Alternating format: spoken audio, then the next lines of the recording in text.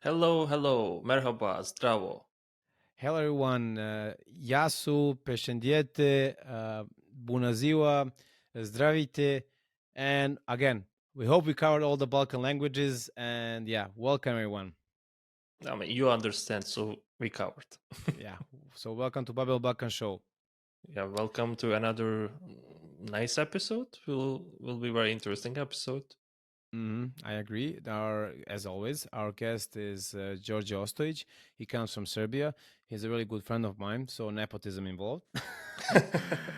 Jokes aside, he's a really funny guy and knowledgeable in his area of proficiency. In this case, it's personal finances. So he himself is working in a real estate company as a senior business planning analyst. But besides of this, he has big interest in this area of investing, also data analysis, traveling as well, privately speaking.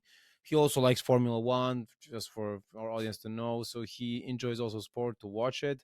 But nevertheless, our main focus today is to talk about the personal finances of regular person and his knowledge and about his channel as well, Licne Finansije in Serbo-Croatian, or as we translated, personal finances. Mhm. And yeah, Yeah, and this with Georgia, we will planning to cover about how to invest, how to start, what is the tricks on the saving, making savings. Also, in the countries like small economy, we can mm, uh, with compared to US and Europe. And we will also probably cover about like Turkey, the current situation with economy, and also the situations after the pandemics in Balkans yeah, and the opportunities as well. Uh, yeah, it definitely. will be a very rich episode.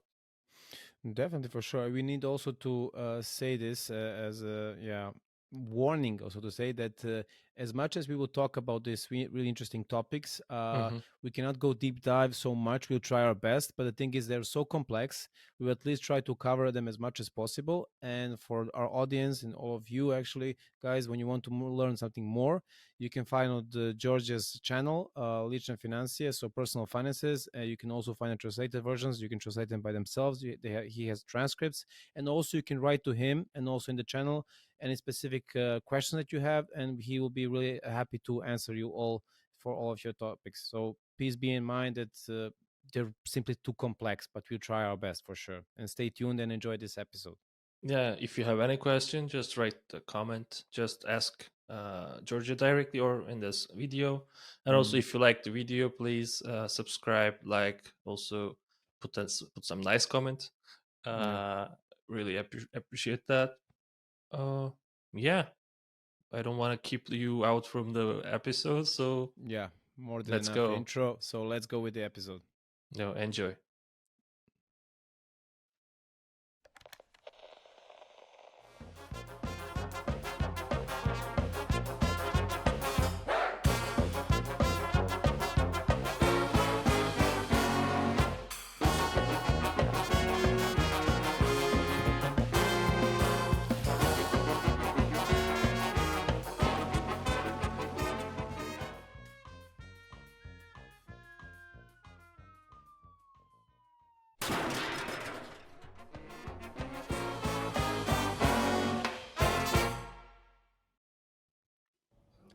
And we are back with Hello, our hello. newest guest, Djordje Ostojic. Hello, Djordje. Welcome to our show. Hey guys, how are you? Doing great, especially when we have such a guest as you are. I don't want to oversell, but honestly, since we are friends, I do have to oversell you.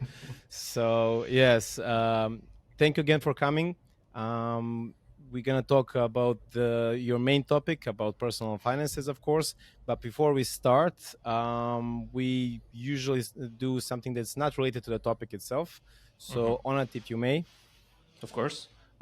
So as Dushan said, we always start with like some tough questions. Really tough. So to warm up you a bit for the episode. So my question for this one, I'm not sure. I also have another one because it's a new and you may be prepared for my classic question if you watch Smart. it. So I'll ask my new question first.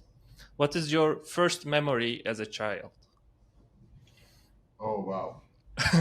So Really good one. Yeah. So the first memory that I'm still able to memorize is I had a small toy which was hanging from the closet door, and it had like a string attached to it, and it was playing a melody. And when I was learning to walk, I was basically running around the room and just pulling the string for it to play. So, and I remember it was playing for entire day, and basically my parents were sick and tired of it, but it was helping me to start walking. So basically, it was still hanging on the closet door. So that's the earliest memory of that melody of that song that was playing for the entire day. Do you remember how old you were back then? Maybe around 1 year, maybe a year and a half, something like that. Wow. I'm not 100% sure, but it was something like that. Okay, you can ask for your parents to write in a comment. Yeah. That was a really good one on it. Thank you. I'm also like thinking about mine thing, but yeah, I also have one from my side.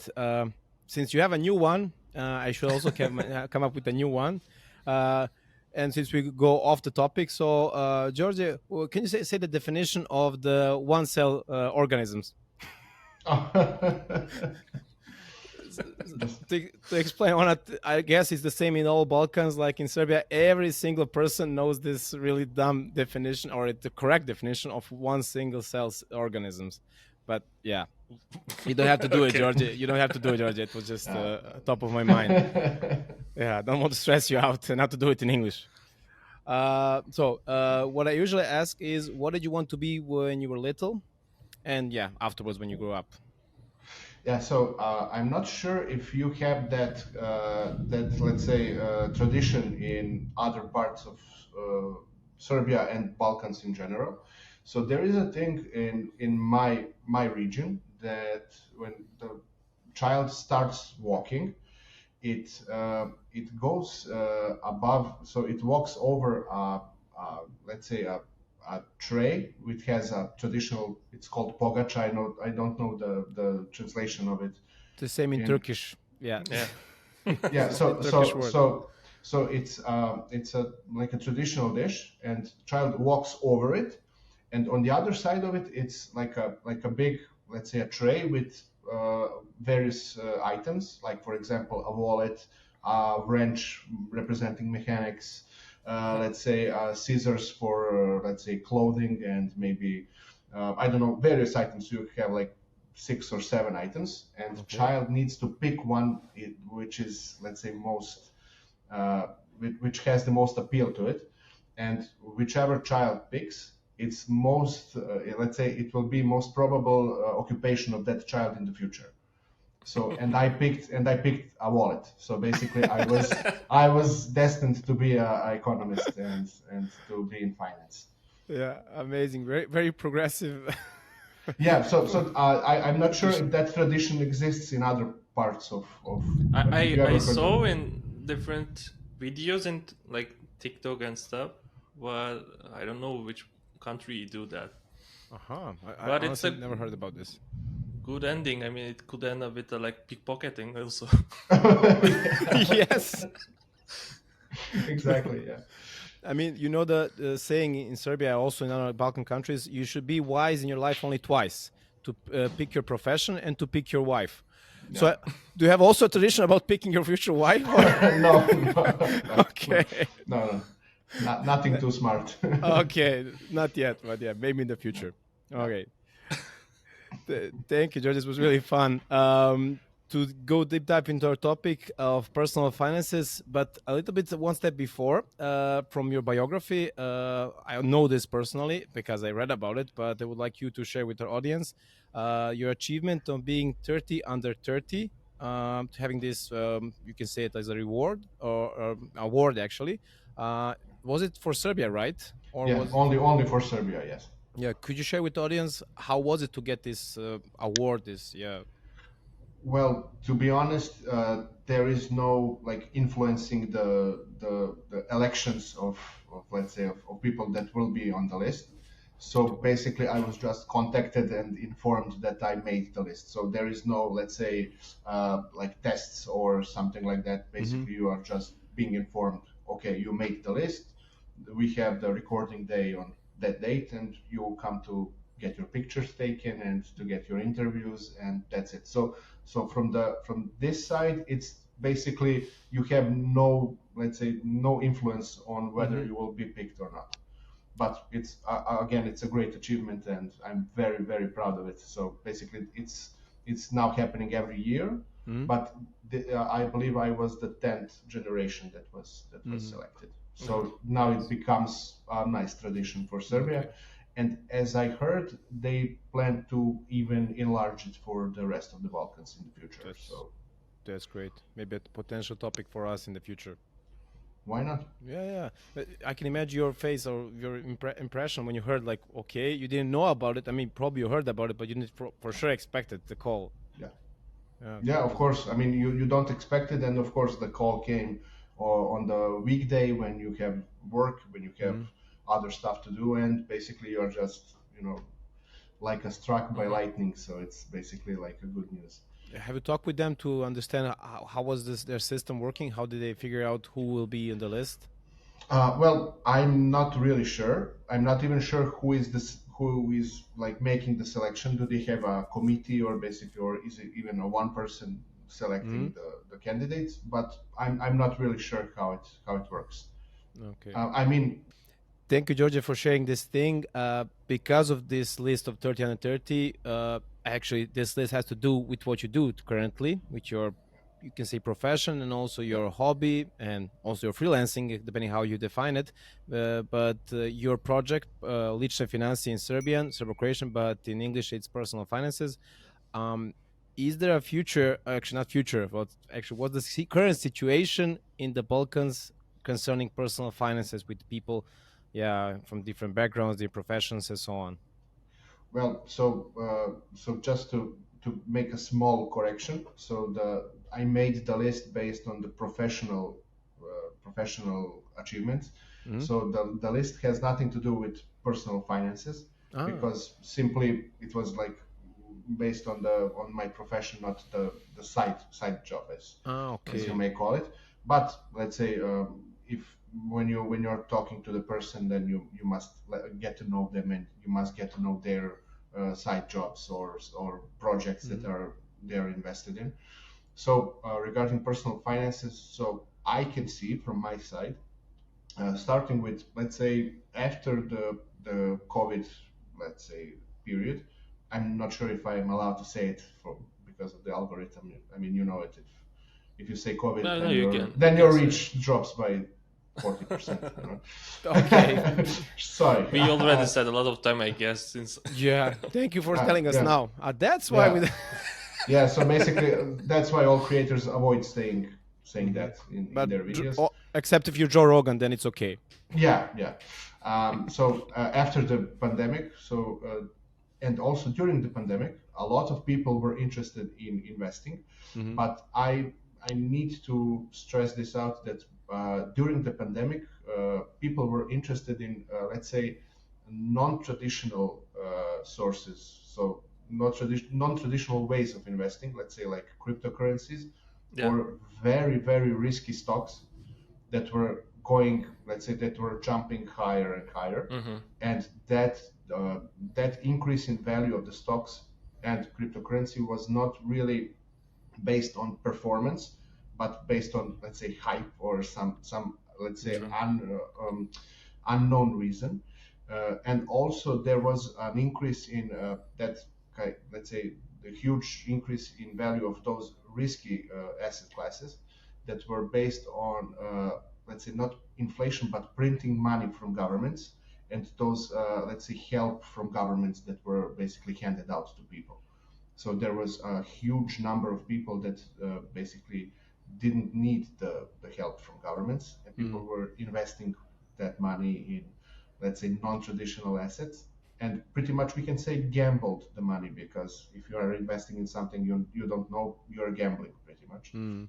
So that's the starting point, and from then there is a huge increase in interest of for investing. But now we can see the change where people are interested in topics, how to analyze stocks, how to invest in more quality asset classes, how to make, let's say, more informed decisions. And that is the trend that I really like. Also, there is now a trend where let's say, older people, I'm not saying older, more experienced people from the field are, let's say, like previous brokers or, let's say, investment managers, are now coming out to the public and speaking more about investing. Basically, investing was like a taboo topic 5 years ago in Serbia. And now if you open the newspapers, you can see something about investing, let's say, on every other page. So I see as a good trend that investing is more talked about here in Serbia. Why do you think those brokers suddenly came out? Were they hiding something before and now they want to sell the fog, so to say, or is it something between? No. They're not selling the fog. They're simply seeing the trend of people who are interested, and now they want to make an appearance to attract those people to their, let's say, to their businesses.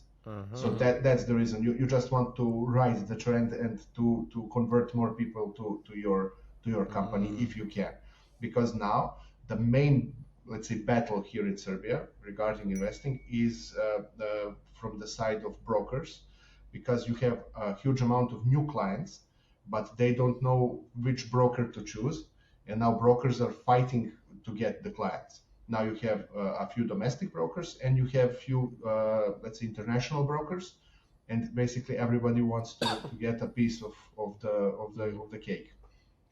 And that's the main question. When somebody suggests you should go invest, also in some small clips, people usually tend to see, like, there's like a cliffhanger. And to who in the end? I want a broker, but which one? And then you say, I remember from your videos, I say, I don't have sponsors, so I don't want to promote anyone.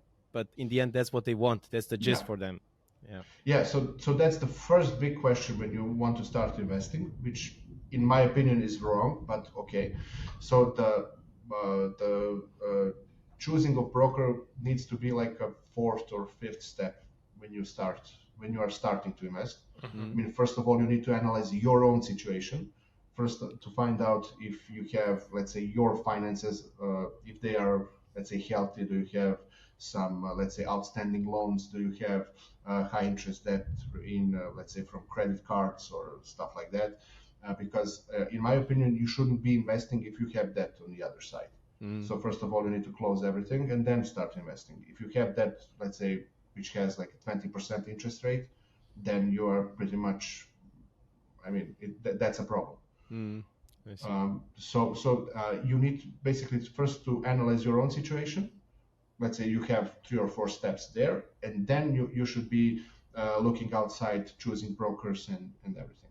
But again, in my opinion, the international brokers are having much better offer than the domestic ones, at least here in Serbia. But I can see basically, except from maybe Croatia, maybe the other countries basically have the same situation, but other countries have some specific laws that prevent people from investing with international brokers. So that's the basically the big issue, because the domestic brokers and the domestic financial institutions in those countries had a very strong lobby, and basically they prevented people from let's say, transferring capital outside of the country.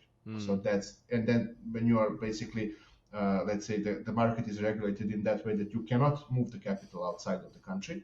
Capital must stay in. And basically those domestic brokers have no interest in, let's say, competing with each other and lowering the fees and prices. So basically you have like a cartel-like environment where people are basically doomed when they invest. And is the current situation in Serbia in that sense? No, so Serbia is a bit different, because in Serbia you can transfer capital outside of the country legally. So basically you have everything. You can go to the bank and say, I want to transfer money to my broker, which is, let's say, in Ireland or wherever is the account. So you have that kind of competition, and domestic brokers are feeling that competition. Let's say the competition from outside is increasing with each day. So the domestic brokers will need to change their behavior and to change their pricing in order to stay competitive. I see. Yeah, so basically that's the huge topic, and I will gladly see what will happen in the future, because I can see some good things happen, because any innovation and anything good for the consumer happens when you have competition. If you don't have competition, nothing will improve. Yeah. But starting from the beginning, before investing, you said they should have like a healthy account or healthy lifestyle in general, not in terms of healthy eating, but also healthy lifestyle of spending money and saving money. How would you rate the current situation in the Balkans, or in your case in Serbia, in terms of how people behave with their money? Oh, so I did an analysis pretty much last week. So the average adult person in Serbia, so let's say people that are having 15 years or more, are in average they owe around 2,200 euros to the banks, of which only 1,000 euros is like for mortgages, for let's say real estate loans. So pretty much every adult person owes something to the bank, which actually means that people are financing their lifestyle partially through loans, which is of course bad thing in the long run. Yeah. Because you constantly have loans, you are constantly paying interest, and in the long run that's really bad. Of course, those are the averages, so you cannot. I mean, it's we don't have data available to analyze further, but let's say the trend. Let's say 2019, outstanding loans per capita were around 1,800 euros. So we can see that amount is increasing over time. And we cannot say those are, let's say, productive loans, because, I mean, in my opinion, there are two types of loans that are productive. Those are the real estate loans, when you're buying your real estate to live in or to invest, of course. And the second type is if you are taking loans to start a business, because those loans have the potential to bring more profit or capital gains in the future. And if you are taking loans to finance your expenses for travel, for let's say fashion, for cars, then I believe those loans are not very productive for you individually. That they are useful for the entire, let's say, for the entire. So I'm a bit blanking community, and let's say for the entire. So I will say the Serbian privreda. I'm blanking on the term. Economy. Economy, for the entire economy, but for you individually, it's not, because let's say you are kickstarting the economy because you are spending and you are, let's say, making circles around, and you are spending money around. But for you personally, in the long run, this is not very good. I mean, there is even a study that shows that if, let's say, majority of society starts behaving responsibly with money, then the economy will be in trouble, because there will be no more money floating around. Everybody will start saving their money. Yeah. And basically, economy will go into recession if people start behaving responsibly. So what's the solution? Something in between, I guess. No, the solution is that that those are the facts, that majority of community will behave irresponsibly with money, and you need to be in the minor group that will be responsible, and basically you will live different from the rest. So basically, you give a suggestion of extreme of if everybody literally was saving their money so much, then but it never happens. Even the Germans, which are famous for saving money, don't do this. They're still expanding. So yeah, I got it.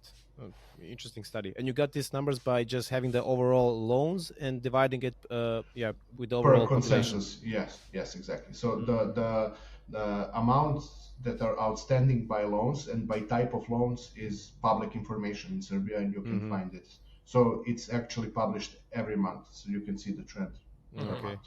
Yeah, I got it. So is the trend increasing since from the 2 years maybe after? Yes, exactly. So we have data starting from, I believe, 2018 or 17, and the line of outstanding loans is going straight up.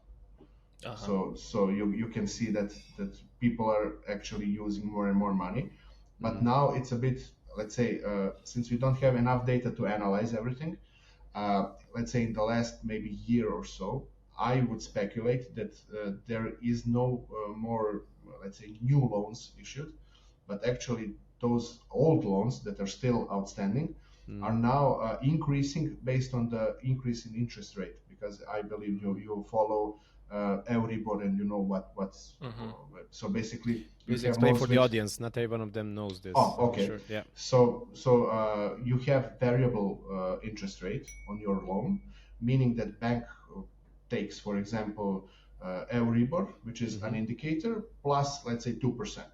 And now this Euribor changes from month to month, and Euribor is simply put an interest rate which is calculated between banks. So you as an individual person cannot access that market, and it represents the interbank rate for loaning money.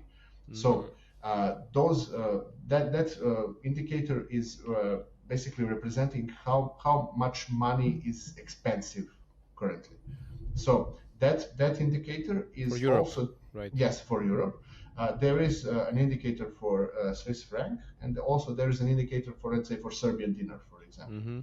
And that indicator is greatly influenced by the let's say the reference interest rate, which is dictated by the central bank. So that's why it's important when you read the news that, for example, the board of European Central Bank will meet at some date, and if they decide to increase the reference interest rate, that means that the Euribor will go up. If the Euribor goes up, then your interest on your loan will go up as well. So that's the connection between everything. Okay, good. So to get back on the story, so now I can speculate that there is no increase in number of people taking out loans, but for the interest rate for old loans is increasing simply because Euribor is increasing. So now basically we are seeing an increase in the outstanding amount of loans. So that's not the new debt, but simply the old debt is getting more expensive. Yeah, but it's not just local trend; it's everywhere like this. Not only in Europe, it's world trend. Exactly. Yeah. Since the pandemics. Oh, I mentioned the buzzword. Yeah. You can put a beep. No. It sounds, yeah, beep. Yeah. So this is regarding the loans itself. So how people like getting the loans and actually credits. And you mentioned about spending, that they spend much more than they should, I guess, on average. Exactly. Yeah. And when it comes to basically saving that money, how good we are in the Balkans of having this thing for for the rainy days and for some dedicated purposes. Do we have those things? Yeah. So actually the data exists, but I would try to speculate that data is not really relevant, simply because people in Serbia, and I would say in Balkans in general, have the habit of saving money in their home. So we say in the mattress, right? So the huge same amount in Turkey, of, I guess. I see from the smiling from. Yeah, you buried them. yeah. I have some funny story about it, but please continue, Djordje. Yeah, so people are saving money in their homes. They are not depositing it into the bank. So no statistics are basically monitoring that money. So basically, we don't know how much money is saved around. So that's the huge amount.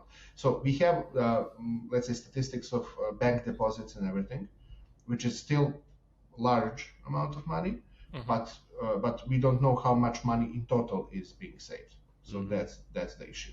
But even when you compare those ones in the banks on the accounts, when you compare it to the global trend or Europe, are we there yet, or we are just lacking? So we are actually, let's say, you need to compare the population size, you need to compare the strength of economy, and also you need to compare the amounts.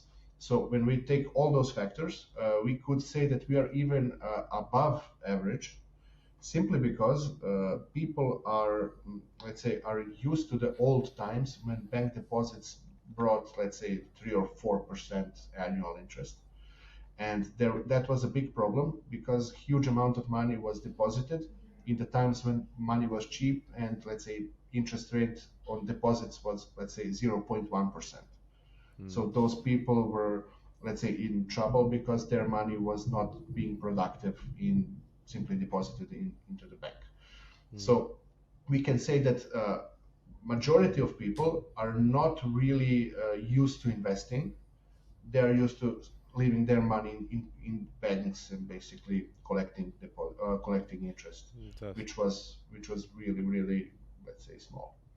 Yeah, and you mentioned that most of them were keeping in mattresses. I have a story from my brother from my grandfather.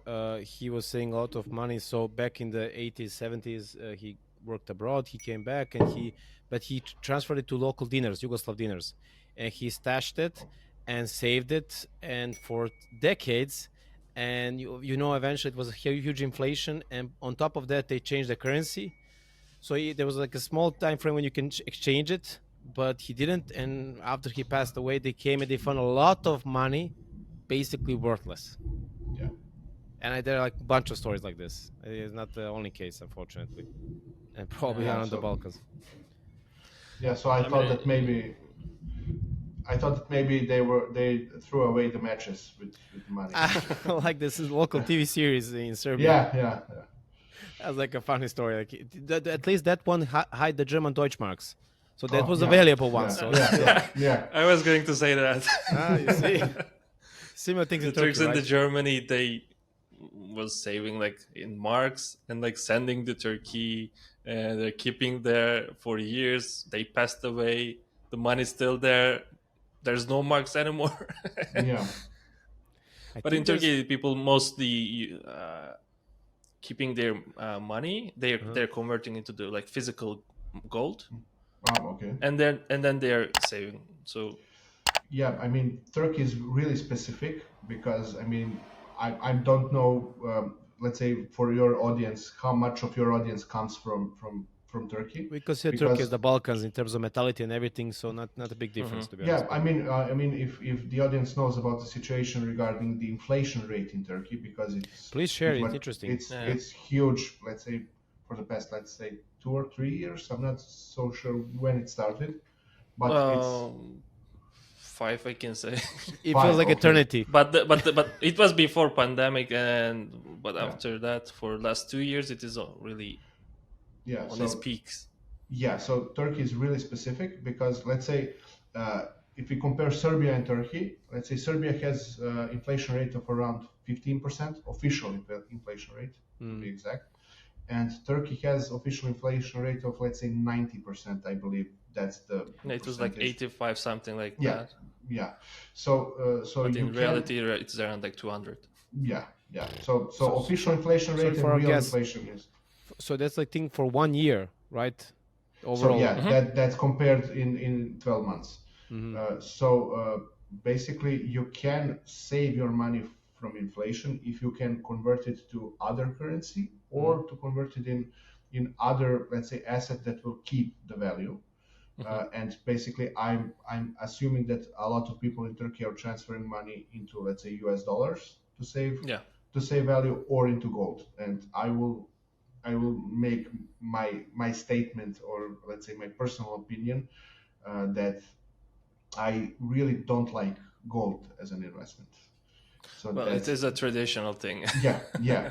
But people are not aware of the transaction costs that are involved into gold. Let's say specifically if you are buying smaller amounts of gold, let's say those smaller coins or smaller gold bars, because let's say when you are buying gold, then the selling price will be, let's say, somewhere from 5 to 10% above the market price. Yeah.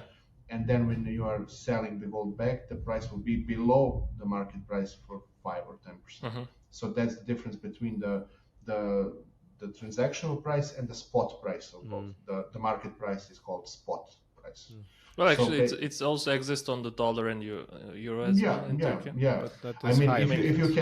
If you have that situation when a lot of people are trying to make transactions, then the let's say the intermediaries are also trying to make their money by increasing the let's say their fees. So I'm assuming that the situation is really chaotic.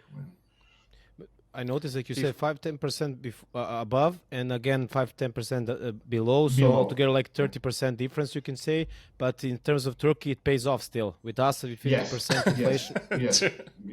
Yes, exactly. Yeah. So I mean, there are a lot of intermediaries that are basically making their fortune based on other people's misery. So there will always be some. Yeah. Onat, you want to say something? Also in the banks, the dollar rate and the euro rate was really huge, and on the physical, the conversions places, it was less. So before I was coming Berlin, I was taking all my money from the bank and I was going to do the physical store conversion place and taking euro because it was more profitable. Yeah.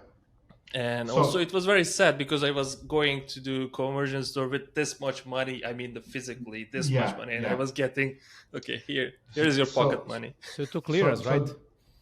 Yeah. So you're running until the price not to be like to drop the value. Yeah, it is like 1850, 1860, like run. Yeah, just do it, right? Yeah. So there is a similar situation in Serbia where you have a big difference in conversion rate inside of a bank and conversion rate to, let's say, other independent, like, changing places. Because let's say there were some situations where I saw people taking, let's say, equivalent of, let's say, 100,000 euros in dinars from the bank, going to other place to change it to euros, and then coming back to bank to deposit euros. So there, that's a pretty common occurrence, especially for people buying the real estate, because let's say if you are converting 100,000 euros, and the difference in conversion rate is, let's say, 0.5 dinars, so that can make a huge difference when you're. It's a few thousand euros, so that's or less actually. So let me just take a calculator to to find out. No, it's interesting to understand the difference. Okay, so so 0.5. Yeah, so it's not so much. So let's say around 500 euros is the difference. I mean, in Serbia you can live for a month for 500 euros. So it's or to go to Greece for like half fun, for summer vacation with at least a better spouse. Yeah, makes a difference in this case. To be a tomato tourist, right? Tomato tourist, exactly. We call those things on it when you just come, bring all your stuff, your food to a summer vacation. You buy nothing there most of the time, and tomatoes. That's a good name. So you know that there was a scandal, let's say a few years back, that some of the tourists from Serbia were bringing vegetables, and they were making zimnica in Greece.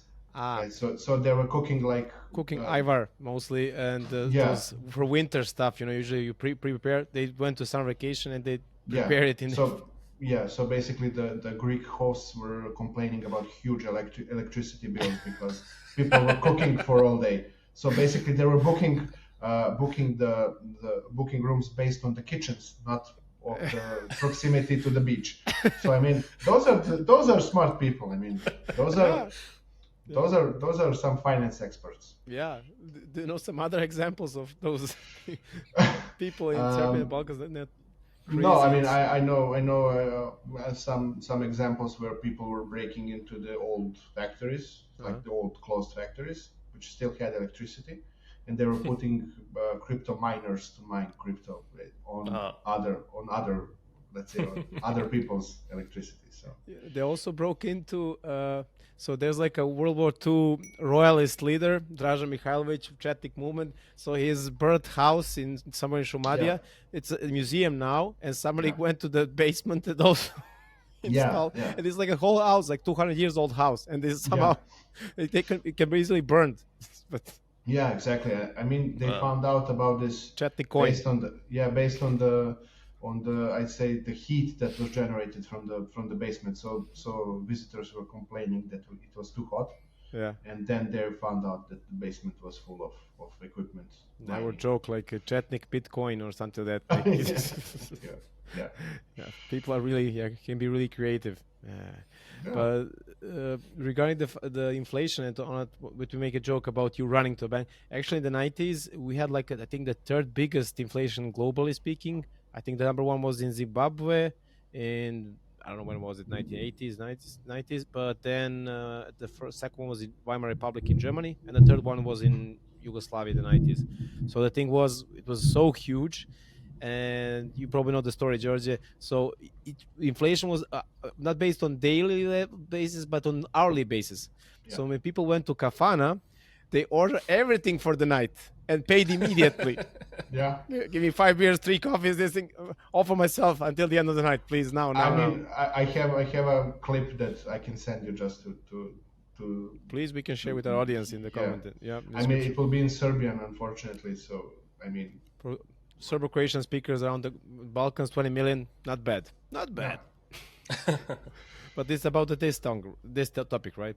Yeah, exactly. It's about a guy ordering at Kafana. So basically, so he's like saying, 2 whiskeys, 2 beers, and he's speaking really fast, and the waiter is like just counting how much he will pay, and as he speaks, the number changes based on the current inflation rate. So basically, it's changing every second. So insane thing. Yeah. But in the end, people really, as you said, get innovative, try to figure out to go day to day, and some of them actually in the end invest something on the side. But coming to this topic of investing actually in the Balkans, and we know all is not a thing to hide. We don't have such high salaries like in West Europe.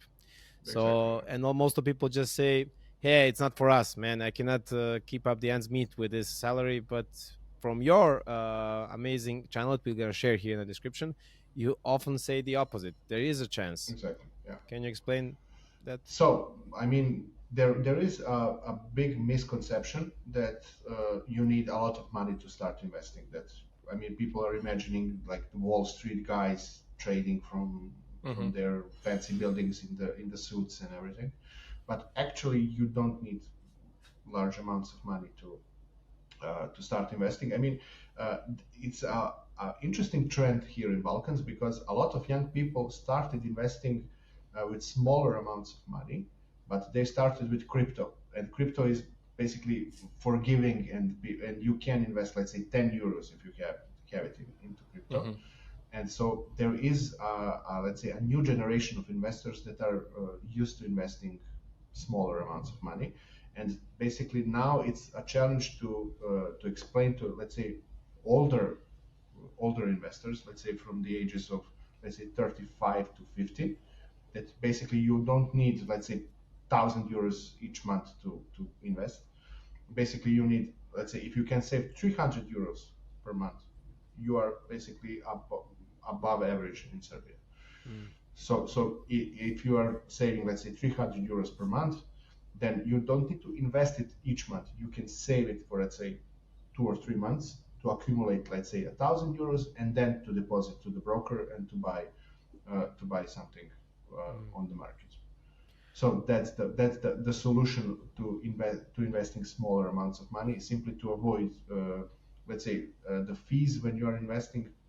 They have like a fixed component. So brokers usually have, let's say, the fee of, let's say, 2%.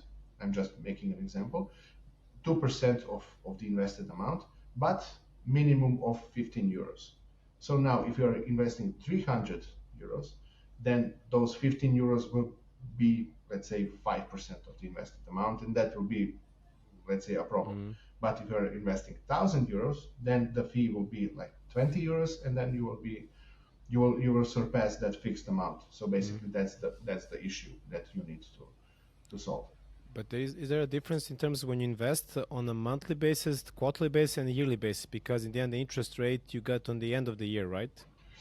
I mean, so there is a study done, but now we are talking more of the market timing based on which is a huge topic. You cannot be successful timing the market always. I mean, you can have luck 1 or 2 times in your life, but majority of times it is recommended that you are investing constantly, no matter what market is doing. So in the end, you will get. So that's a strategy called DCA, or dollar cost averaging, and dollar is simply a term. It's basically a unit. Yeah. I mean, the strategy was made in US, so basically they put dollar everywhere. But simply, if you are investing constantly, then you'll have the averaging effect on your purchase price. So in some months you will buy when the price is high. Sometimes you will buy when the price is low, and in the long term you will average out the purchasing price. Makes sense. So for example, my strategy is to invest as often as I can. So it's not monthly, simply due to the fact that I want to accumulate more money to avoid paying higher fees.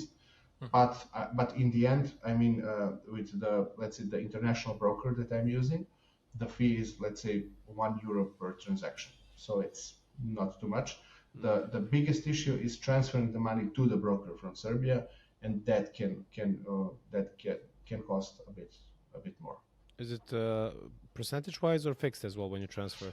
So you have the fixed part and the percentage-wise. So the more money you are transferring, the fixed part becomes smaller when you are having larger amounts to transfer. Okay. So I mean, the situation is different, and that's the biggest issue with finances, because each country has their separate laws, and you cannot be an expert for each country. That's the biggest issue.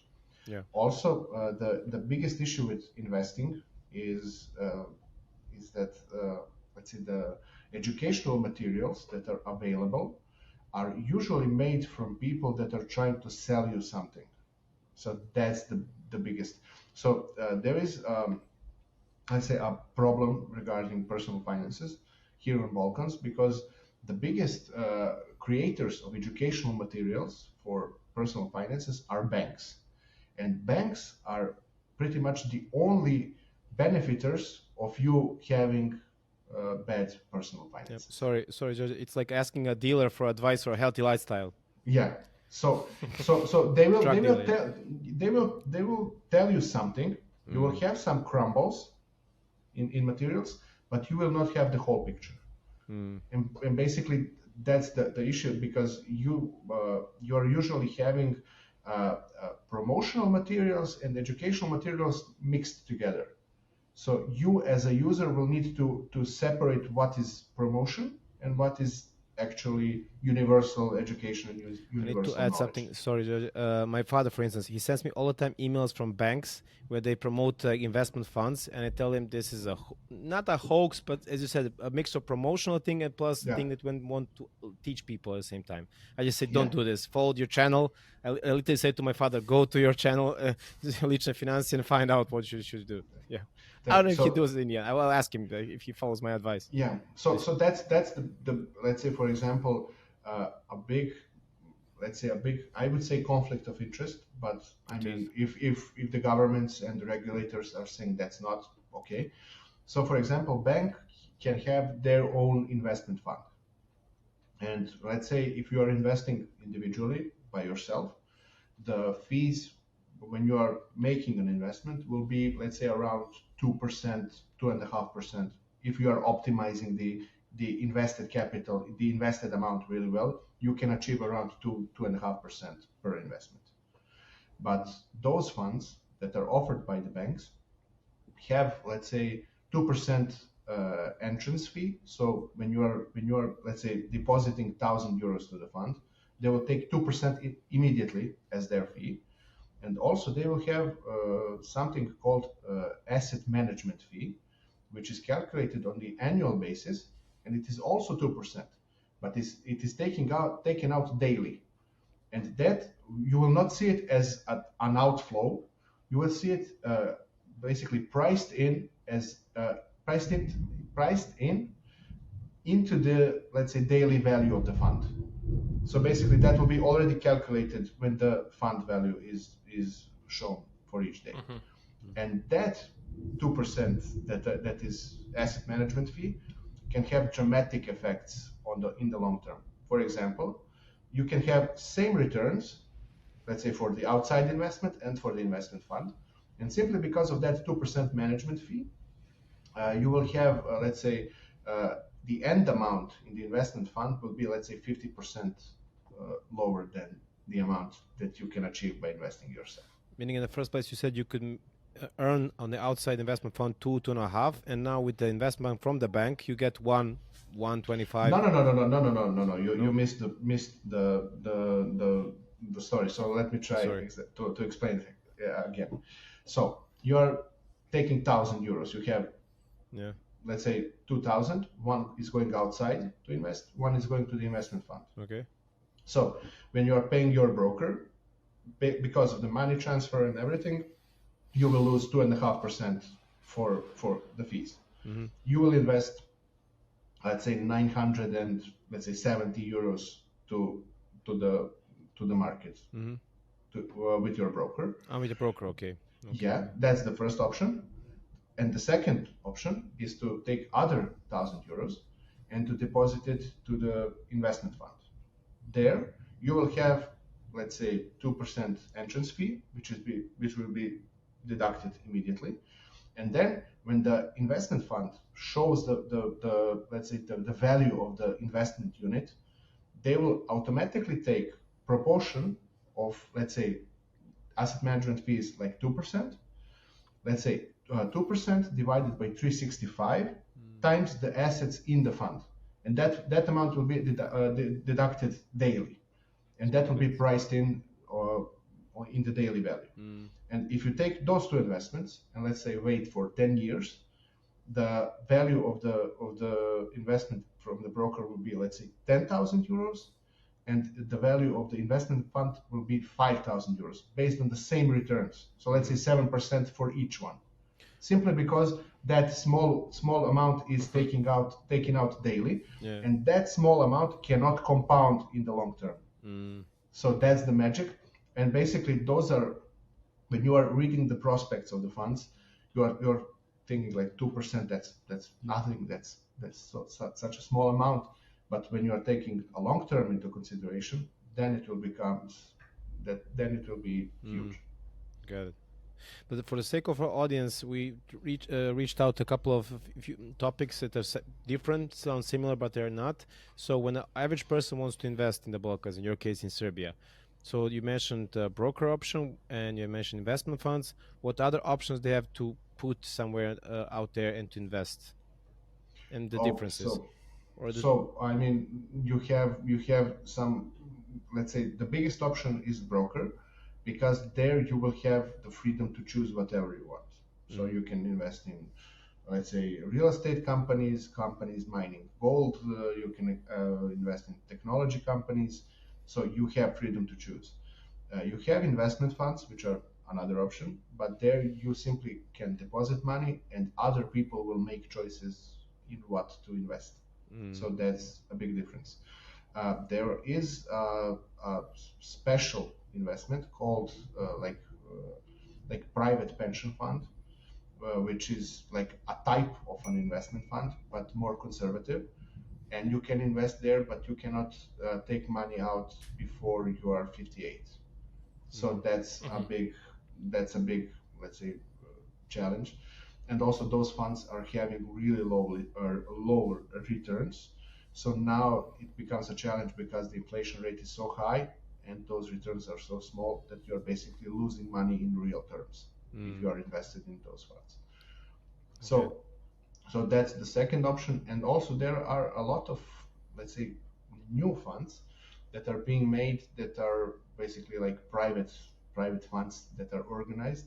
So for example, there is a really nice story about a fund called Walnut Fund. I'm not sure if you... We're going to put a link somewhere from our previous episode. We mentioned this in episode with Mato Mrkal. Yeah. And he was also referencing you. So now we can put the reference in that episode with you. So you can elaborate. So basically a group of people that are experienced in growing walnuts, basically decided to make a fund where they collected capital from outside, like an outside investment. And I believe there was, 6,500 trees were planted as an investment, of course, and now they will manage everything based on, let's say, the needs of the plantation. So let's say irrigation, collecting walnuts, maybe some spraying if there is a need. So that's a really nice way to offer other options to the public. And also that fund is open for everybody from the world. It's not exclusive to Serbia or Croatia or some other nation. You don't need to open a broker account. You just No. That is specific because you're basically paying money directly to them. So you don't need other intermediary to transfer your funds. So that's nice. And also I have some information. I cannot tell you specifics, but I have information that some other funds that are similar to the Walnut Fund will open soon, but with other topics. So not walnuts, but something else. With let's say similar mod. Oh, bless you. Thank you. Sorry. Thanks. So the similar models and similar, let's say, way of operation, but the targets will be different. But I would name another option, and I would also like to ask you to elaborate about it, of investing directly in the company. So not as buying stocks, or maybe even buying stocks on some companies locally in the country, or being like an investor. You know, this is like a trendy word in the region. I'm investing. I'm investor here. You know, so so you're buying a share of a company directly. So that's an option, really, but I believe that's not available to the broad number of people. So basically you need to have starting capital, which is, let's say, higher than normal. I believe without, let's say, 50,000 euros, you shouldn't even start for options. And also you need to have like very specific knowledge in that business that you are trying to invest in, simply because you need to know what are the challenges of that company, what are the let's say advantages. Do you need, let's say, maybe I mean the most of the time people that are trying to be investors are called silent partners, so they're not exactly, let's say, involved into day-to-day business. But I mean, you should know where are you investing your money. So we like to be called investitor. So, but silent partner is the correct term in English. So I mean, you are not involved, but you need to know what is happening. I mean, that's your money at the end of the day. So when other people are making choices with your money, I mean, you need to know what are the big factors. True. And coming back to the brokers, so from all the things that you presented, it seems like having a broker is the best option from your perspective. Yes. Just to say for people, some people can find something other option is better. But for a person starting, okay, I'm gonna find a broker. Where can I find a broker, and how does it look like? Okay, so first of all, there is no universal financial advice. That needs to be set as a big disclaimer, simply because every person has a different situation, and also every person has a difference in risk tolerance. So, for example, one person will try to invest in risky assets, other person will just try to save the money. So there is no universal advice. But in my opinion, if you are, let's say, a younger person, and I believe your audience is basically consisting of younger people. Not to do any ageism and discrimination, but you can find. I mean, younger is 50 and below. Younger with their minds. Yeah, 50. Yeah. So I believe that for young people, the investing in stock market is the best option, simply because there is, let's say, evidence that stock market is having positive returns in the long term. So as your investment horizon expands, there is a higher probability that your returns will be positive. So that's why I'm not recommending trading, like day trading with stocks on the market. I'm recommending investing. So investing is when you're buying something and you are holding it for, let's say, 10 years, 15 years. Mm-hmm. So, for example, right now I have some positions in my portfolio that are in my ownership for, let's say, 8 or 9 years, I believe. Oh. So first stocks that I bought are in my portfolio for 8 or 9 years. As you would say, we cannot ask you right now if they're performing good or not because you're not looking at this in the long term. I can tell you. So, for example, the first company that I invested in was Mercedes. So it personal was called preference, I guess. Yeah. So it was called Daimler then. Now it's Mercedes. But so the company changed the name. But I mean, the ordinary people are not seeing that; they're still seeing the Mercedes logo, and that's it. But that's the longest position that I have. So I bought it, I believe it was around 30 euros per share when I bought it, and now it's around 70. But in the meantime, it was not, let's say, one transaction. I bought it in several tranches, and also I bought it when it was, let's say, in the middle of pandemic. So second time, the buzzword.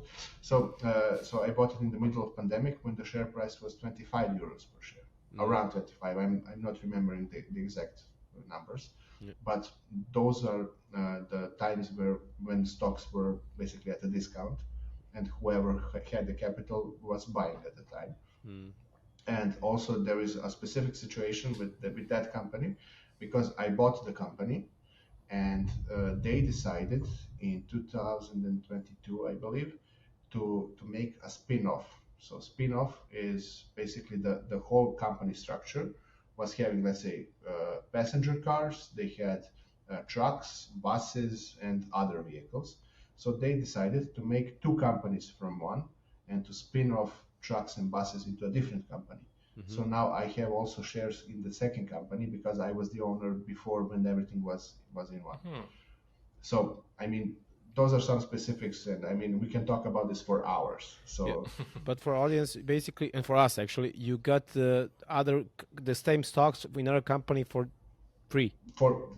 Exactly, yeah. And also there is there is other advantages of investing for the long term, at least in I believe in Serbia and Croatia, because the tax treatment is different based on the time how much you held the position. So, for example, if you hold a position for 10 years in Serbia, you don't pay any capital gains tax. So, the entire amount of profit is coming to you. Yours. Wow. Yeah, I believe in Croatia that is, let's say, 2 years or something like that, or the tax rate is different. Let's say it's lower after 2 years. I'm not 100% sure, but so there are countries that are trying to promote long-term investing, but because you keep your money on the circulation and works for the government. And also, I mean, that tax rate is in Serbia, to be specific, of, let's say, that the tax rule that you are not paying any capital gains tax is actually a consequence of tax laws being written specifically for real estate. And simply because the real estate is so specific, the same tax laws are now applied to stock market, because investment can be a stock, it can be a real estate, it can be gold, it can be everything. So the let's say old tax laws are now proving to be beneficial for investors. And if they change it, they can change it retroactively. Not retroactively, they can change it from some date in the future, but I believe they will not change it. Simply because the huge amount of investors are still investing into real estate, and real estate is like a public secret that in Serbia, at least, that I mean, I don't know if you have time for a story about real estate. So, for example, please do. That's why we're here. Yeah. So, for example, real estate in Serbia is one of the most overpriced real estate in Europe, actually. I agree. And that's measured by using the revenue that can be achieved by renting out real estate and comparing it to the price, and that's called rental yield. And for example, in Serbia, the rental yield is around 2.5%, which is really low. So basically, you can buy real estate, rent it out, and you can expect to let's say to retrieve your money back in 50 years, which is, I mean, crazy. And in other, let's say, more developed countries, the rental yields are around, let's say, 6 to 7%, which is huge. I mean, if you look at the formula, so you are taking rental income, which is basically capped by the income of people, basically the living standard of people, and you are comparing it to the purchase price. If the purchase price is increasing, then the percent is lower. Lowering.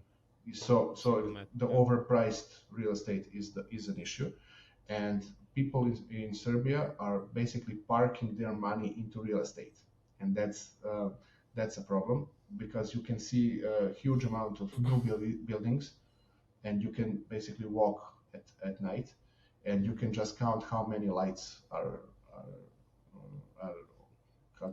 working. Yeah. So I also wanted to ask about that. I mean, the real estate. I follow some YouTube channels, like probably Nomad Capitalist, those kind of like foreign channels, investing and also promoting a lot about like countries like Turkey, Serbia. People should buy real estate here because it's a good market. It's do you think they are damaging also the no, not really. market? So for example, no. So it depends on the market. So for example, if I analyze the data, I will be more inclined to buy real estate in Turkey than in Serbia, simply because the starting price of real estate is lower, and also in Turkey you can buy, let's say, you can buy your asset in a, let's say, more touristy place, and you can rent it out in the season and basically achieve higher rental income than in Serbia.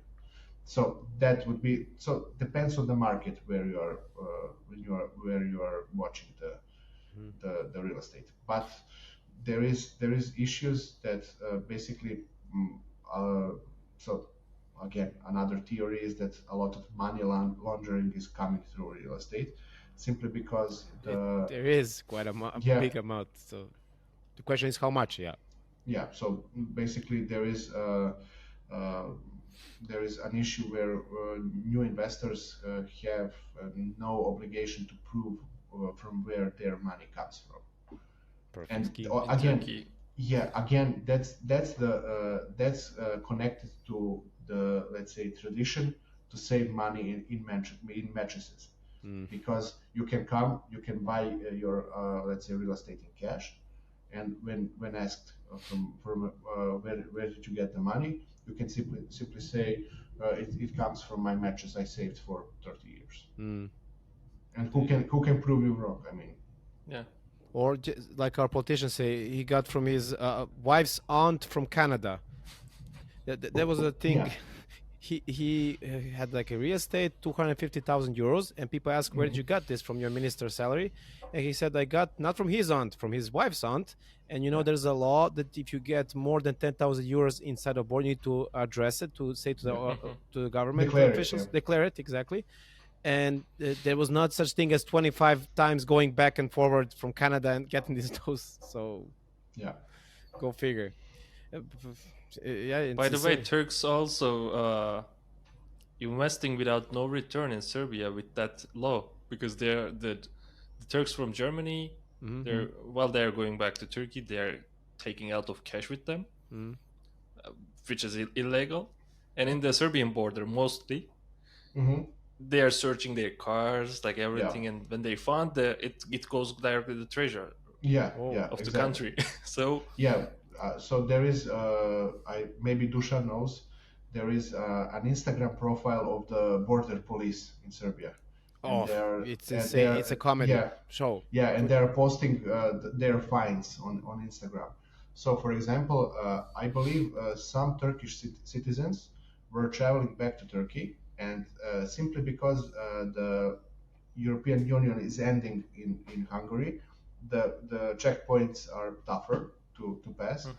And basically, when they were searching the vehicles, they found, I believe, some sort of treasury notes, which are some form of stocks, which were valued at, I believe, 15 million euros. And Turkish citizens were taking that back to Turkey, and that was seized at the border. They don't have the legal instruments to get this money back, right? It's just seized. No.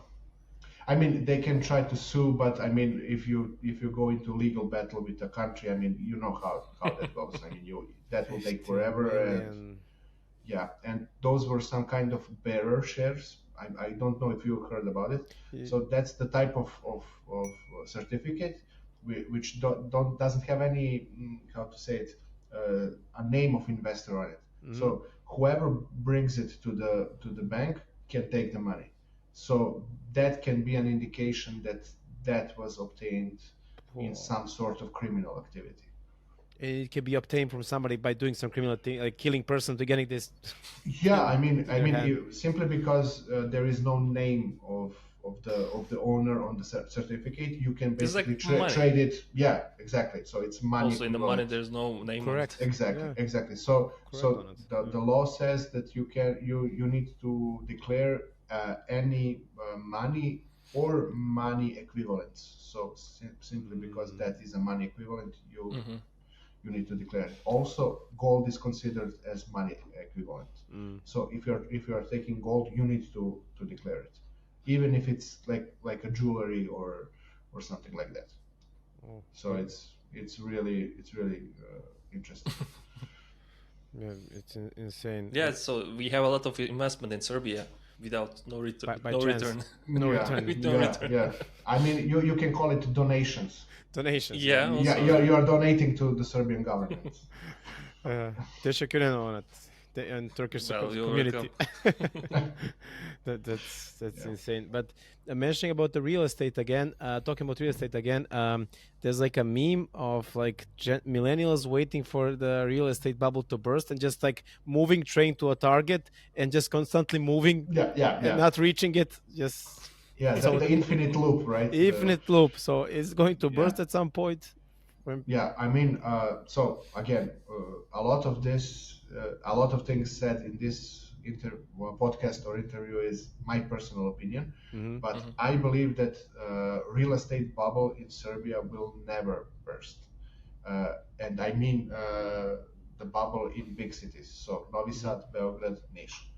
Other cities maybe, but I mean, for example, in other regions, for example, in Vojvodina or in Slavonia, in Croatia, you can buy really cheap real estate simply because there are no people there. So, for example, you can buy a house in Vojvodina for 10,000 euros, a nice house. Yeah. But simply because there are no jobs, let's say, nothing is happening, so nobody will want to buy it. I mean, everybody is trying to buy their real estate near the school, near a hospital, near a, let's say, theater, cinema. So basically smaller cities are really doomed because I mean we had a new consensus. So how it's called? It's population. Yeah, I know the demographics. They check the number of people living there. Yeah. So they were counting the people in Serbia, and the trend is really showing that big cities are becoming even bigger and smaller cities are dying. So pretty much the population is really concentrated in big cities. So that is why I believe that real estate in big cities will not become any cheaper. But that's probably also beneficial for the government, so they don't have to invest more to the other cities. Yeah, they can just expand to Belgrade and Lične. Yes, exactly. The whole country become Belgrade. I mean, if you take a look at population, almost 50% of population lives in Belgrade now. True. Yeah, so, officially less, but unofficially, probably you're right. The same all goes for Skopje. I can say also to some extent, not for Zagreb, but I can say for Skopje. Turkey is 88 million and 20 million lives in Istanbul. So yeah, Go figure. And on daily basis, it's even more because people commute. So it's officially it's 16, 17, but it's like 20, 21. Yeah. It's insane numbers. But speaking about investing in those small houses, there is a thing you can invest in those houses, especially on some property when it's on the road or in the direction of some major government project. And usually people from the government know this and they tip somebody and then buy this thing because then the government... know. It is just luck. By luck, yeah. And then the government comes along and says, hey, we need to buy this from you. And you bought it for 10,000 and you sell it for 100,000. Like, well, I really wanted to live here, but in this nowhere place. But yeah, here you go. But coming back to our episode also with Mato Mrkaj, so agrotech. Also, you can find the link somewhere here. He also mentioned the only proper investment in his case that we should do in the Balkans, and for sure investment, is to buy agricultural land, especially because we are rich in agriculturally speaking, our region, Croatia, Serbia. Yeah. Okay, but it depends what will you do with that land. Correct.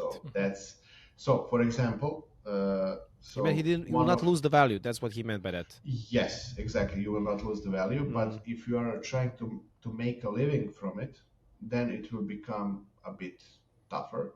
So I can share some data because my family owns a smaller amount of agricultural land. So we are, if we take a look at the revenue per, let's say, hectare, then it becomes more profitable to do YouTube than to become a farmer.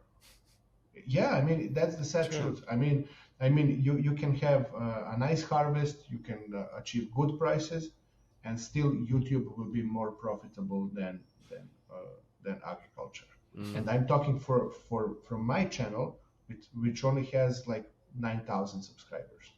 Wow. If we are talking about larger channels, then it becomes even more clearer. So now it will be soon. I mean, in my opinion, soon it will become a battle of who. Everybody will try to be a digital creator, and nobody will be a farmer. So again, who will produce food in the future? That's the question. So basically, we are seeing another bubble just rising and swelling in this area. Yes, exactly.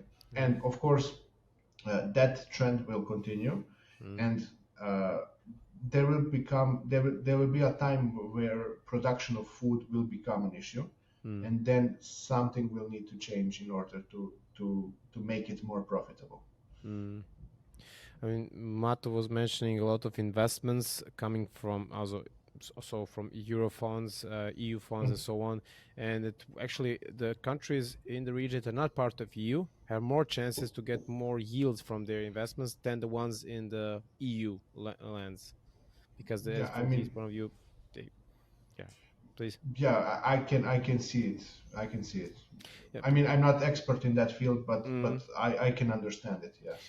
They say they get used to the money, and plus they should follow to some extent, but they don't follow. So I don't want to say anything wrong, but they find a loophole, so they don't do much. They don't produce much. They don't reinvest in the technology for improving their output. So basically, they have the same output, but they get money for free.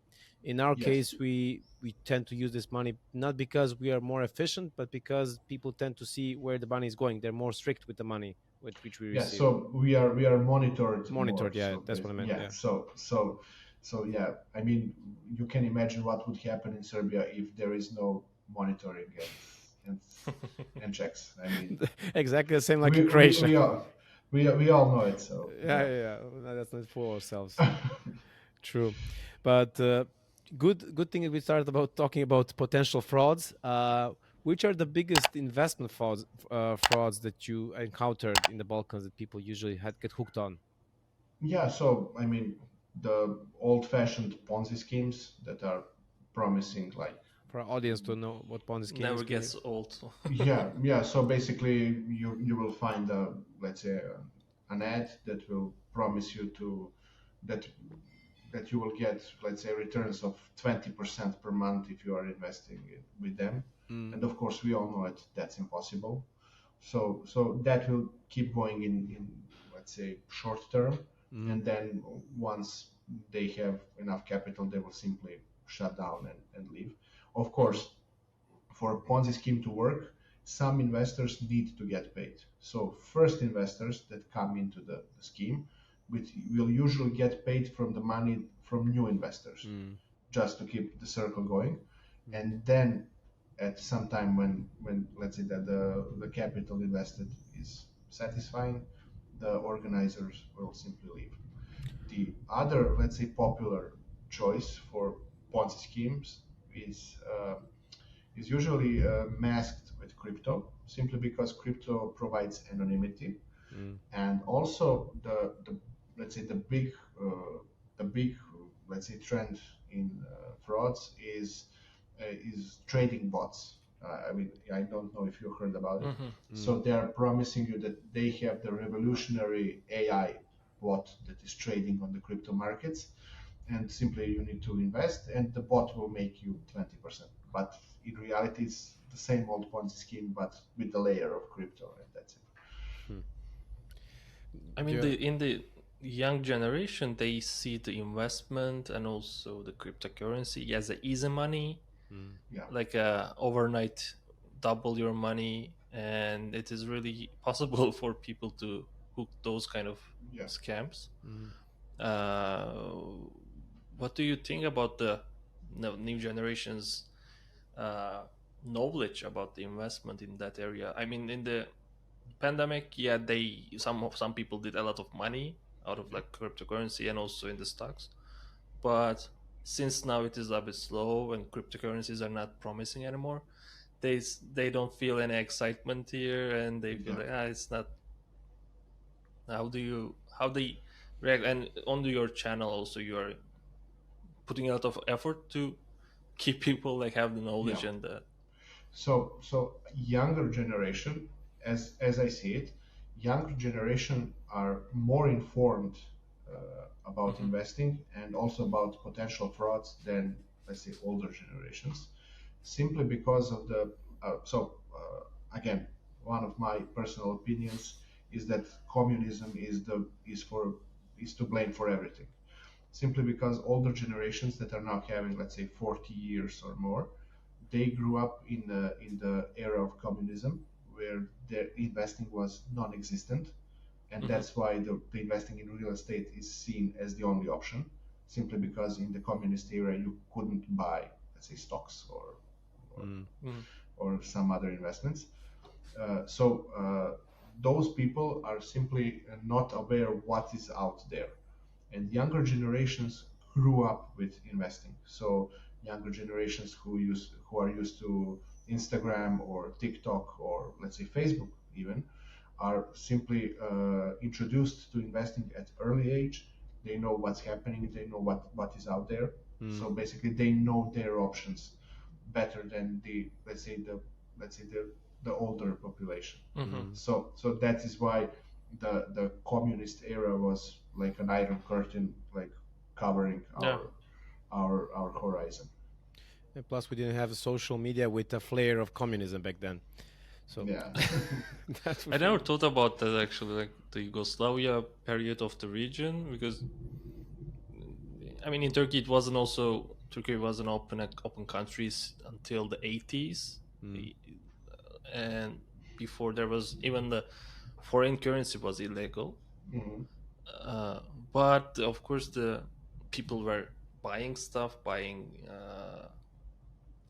like gold. Gold, and also like other currencies, but in an illegal way. But I mean, there was already investment mindset, but I didn't think about in the Balkan region the Yugoslavia effect.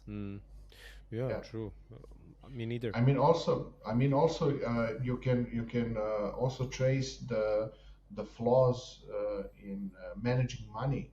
You can link it back to communism, simply because in the communist time you didn't have to manage your money, because the state promised health insurance, the state promised pensions, everything, and now you are coming to a realization that maybe those pensions will not exist in 30 years when you need to retire. So people are not seeing the urgency to manage their money, to start investing, to start accumulating assets, simply because they they lived in an era where pensions were guaranteed, basically. Plus, they didn't have the options to do it otherwise, even if they wanted to. And that's the thing. Now I know my parents and some other people, like whenever they talk about pension and retirement, they say, "If I live to it," and then if they live to it, who knows how much I will get? Because and now it's too late to change anything, because as Djordje said, it's a long-term process. You need to like compound it, and after 30, 20, 30, 40 years, then you can enjoy it. And since they didn't have the chance in previous 40 years, go figure.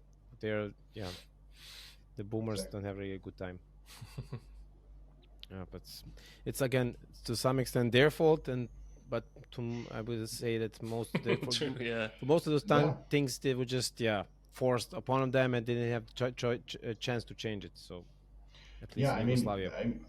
I mean, you cannot imagine the discussion with, let's say, boomers when you start discussing finances and you tell them it's all your fault, because they cannot accept that the fault is on their side, simply because they had those system of beliefs that everything will be okay in the long term. I mean, it's yes and no at the same time. It's their fault. They should have taken responsibility, but again, they were born into it, so they didn't have the choice. And yeah, exactly. So I mean, I'm talking about responsibility starting from, let's say, year 2000 in Serbia. Okay. Case, yeah. Before that, they didn't have the choice. Yeah, you didn't have the choice. Yes, exactly. Yeah, that's completely different. But so you mentioned like coming from previous topic about the scammers, the possible scammers that we have, monthly Ponzi schemes or pyramid scheme from top to bottom. Yes. But in general, people that want to, in the end, earn some additional money and reinvest it as a freelancer, for instance, in their case, or like as you said, the YouTuber or a digital creator, how's the situation in terms of that? Like, are they also active? Are they also investing a lot? Yeah. So, for example, there is a trend, let's say in the last year or so, that a lot of young people are trying to make their money, or as, let's say, as digital freelancers. And usually it starts by offering like social media management services. So, for example, making shorts from YouTube videos, or let's say designing Instagram posts or something like that.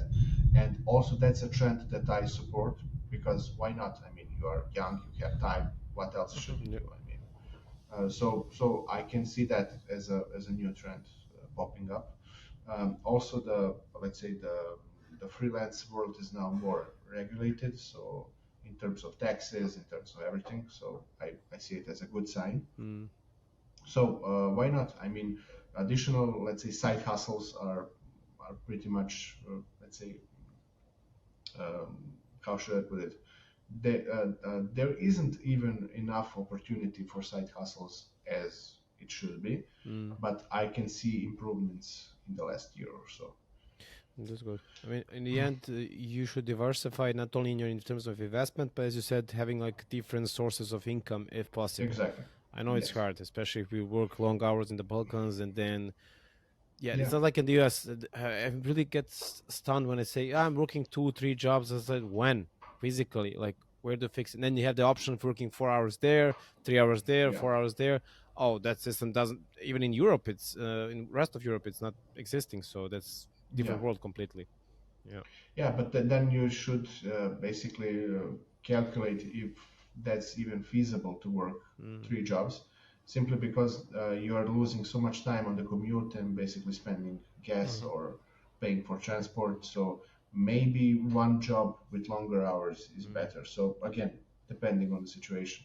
But I mean, a lot of people are using their free time and resources. So for example, in the rural areas, you have people growing their own gardens or their own vegetables to try to save the money in that way, simply not to buy them from supermarkets. So again, for me, that's excellent side hustle, because you are growing your own food, you are controlling the chemicals, you are controlling everything, so you know what you are eating. So again, that's one of, let's say, more popular side hustles, which is not talked about. Yeah, I mean, people tend to think about investing only earning money, but also by saving deducting your costs, you're also getting more money for yourself. So it's another approach to it. If you cannot make a side hustle, at least try to save it in a rational way, not to like deduct your living standard drastically, but just save where you can. Exactly. Yeah. Coming from America that I mentioned, I want to hear your opinion. So there's a lot of books, as Onat also mentioned, a lot of YouTubers talking about how to invest, what to do, and so on. But surprisingly, most of them are concerning US, and it's not the same case, not only in the Balkans, but in Europe itself. So what should people follow, if you have any advice? Yeah, so here is the let's say the general opinion is that you should watch YouTubers and read books from US simply for motivation and for generating ideas. But United States have really specific, let's say, tax systems and simply the regulations are different, and strategies that are working in the US are not really working in Europe.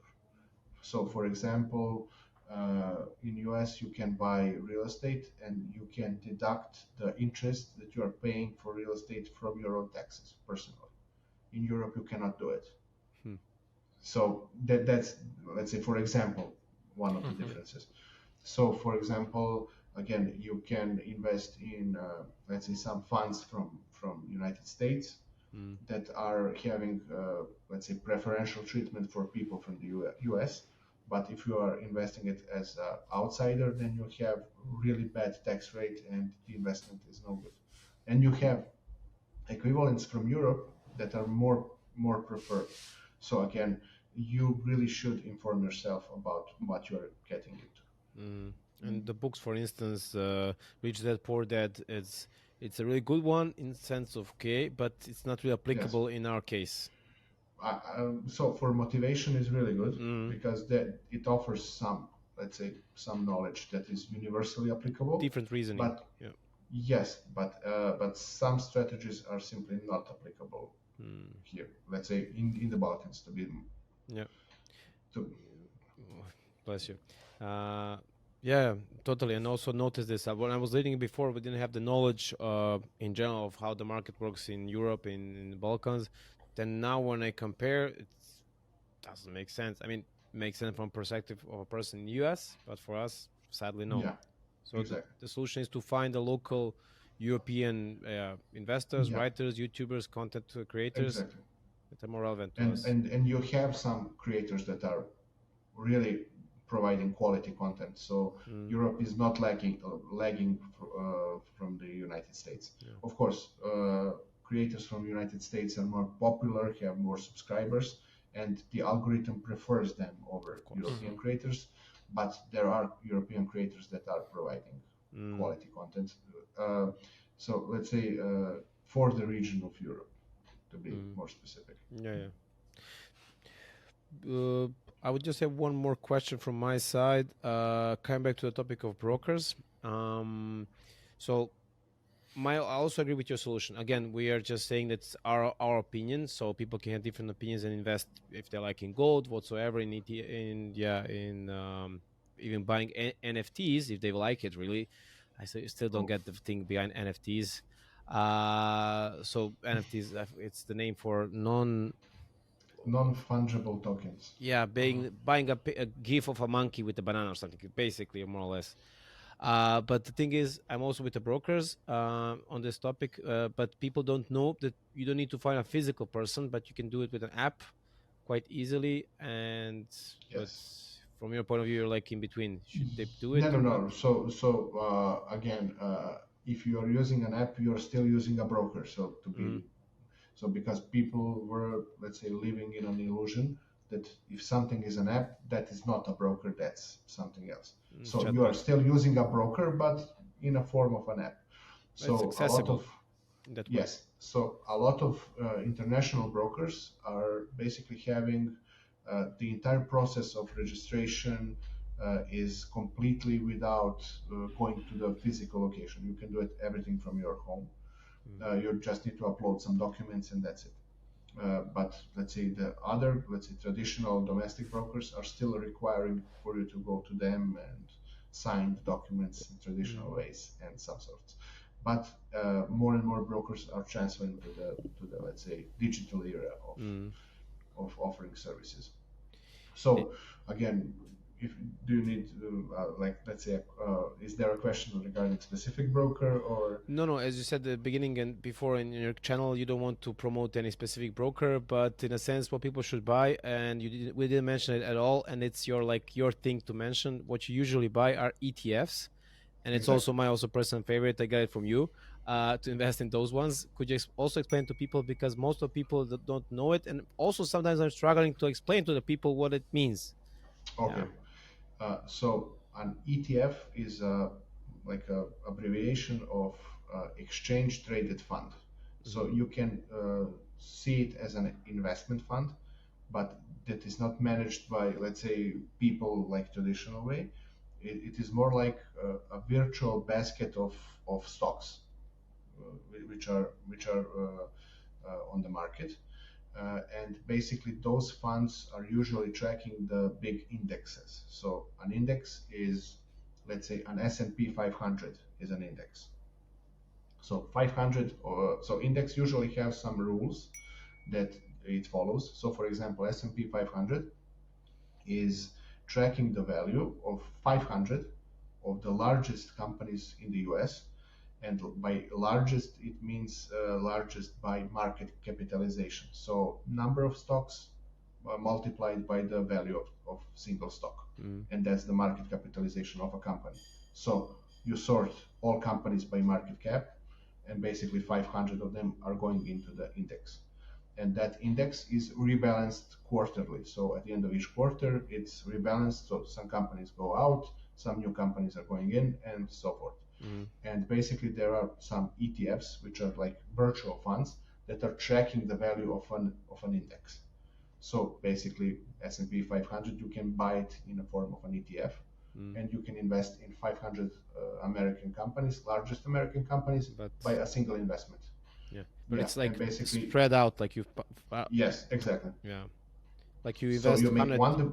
Yeah, please. Yeah, you make one deposit, and it is spread out to all 500 companies. Yeah. So you don't see it like how small it is, but it's spread out evenly. So meaning the risk of some companies going down is basically spread out, and you don't lose in the end your investment. Exactly. Yeah. So basically you have some companies that are performing well, some companies are not, but in the, let's say, in the average term, the index usually goes up.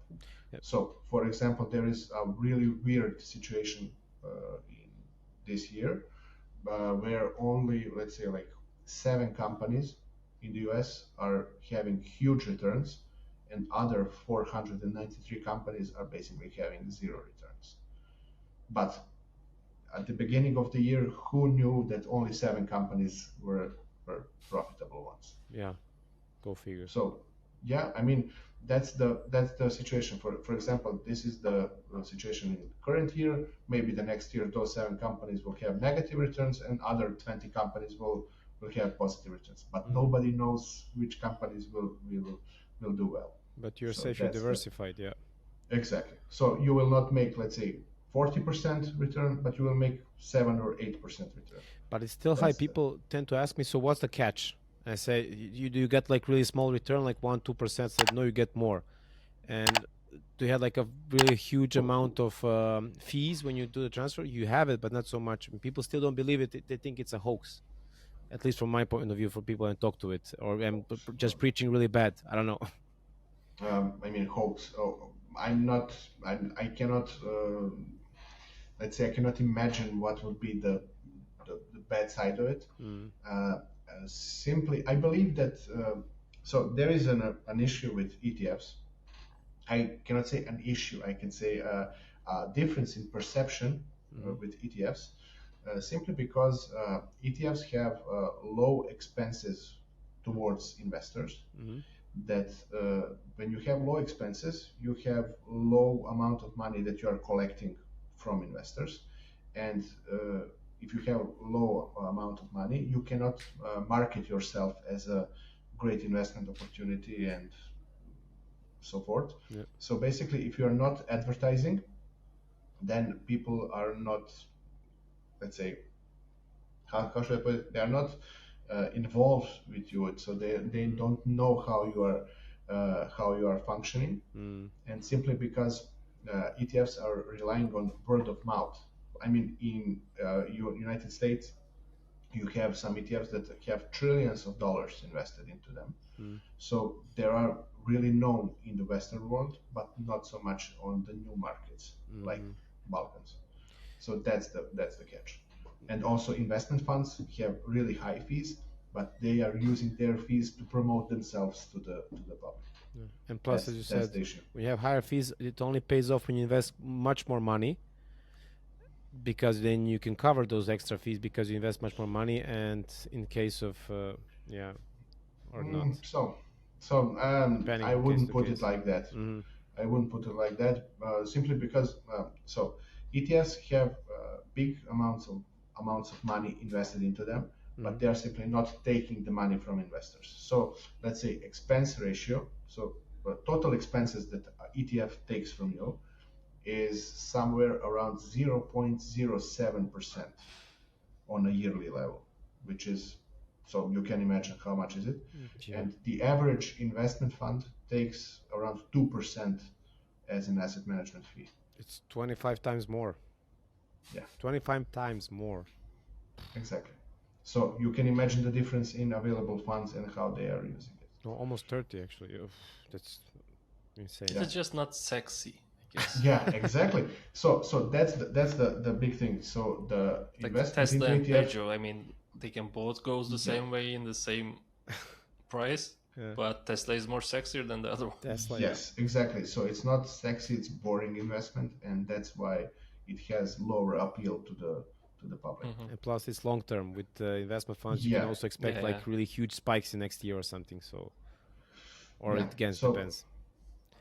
Yes. So I mean, I'm really bad at guessing. With no, you are competing with let's say like exciting opportunities, like for example Tesla.